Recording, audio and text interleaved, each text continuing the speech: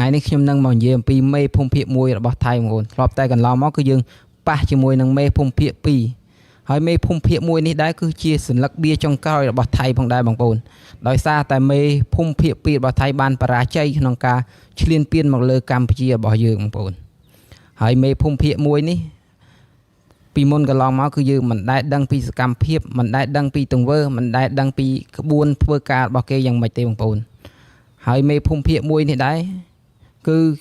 ជាសញ្ញាបៀចុងក្រោយរបស់ថៃដែលគេយកមកលេងជាមួយនឹងកម្ពុជារបស់យើងហើយបច្ចុប្បន្ននេះមេភូមិភាគមួយនេះគឺចាប់ដើមបញ្ចេញឥទ្ធិពលខ្លួនឯងម្ដងតិចហើយឥឡូវនេះគឺស្ថានភាពនៅខាងភូមិអូ3ជាន់ហាក់បីដូចជាឡើងកម្ដៅជាងការនៅភូមិភាគ2ទៀតបងប្អូនការភូមិភាគ2យើងផ្ទុះគ្នាដោយប្រដាប់អាវុធឥឡូវនេះគឺយើ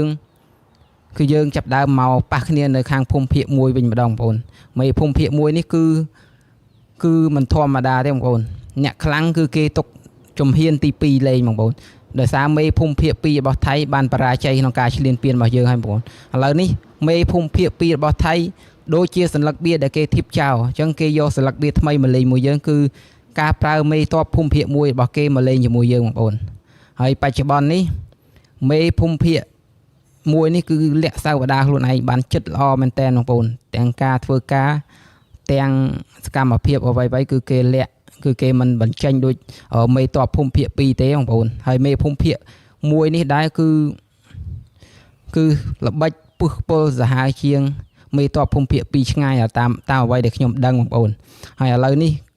បញ្ហាខាងភូមិភាគ1ចាប់ដើមឡើងកម្ដៅខ្លាំងទៅដែលទល់នឹងភូមិភាគ5របស់យើងបងប្អូន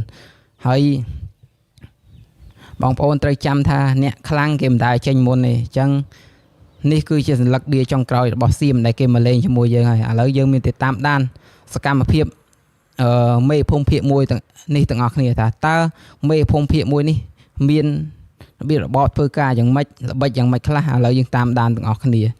សម្រាប់បងប្អូនដែលចង់បានព័ត៌មានថ្មីកុំភ្លេចជួយចុច Subscribe Channel YouTube របស់ខ្ញុំដើម្បីទទួលបានវីដេអូថ្មី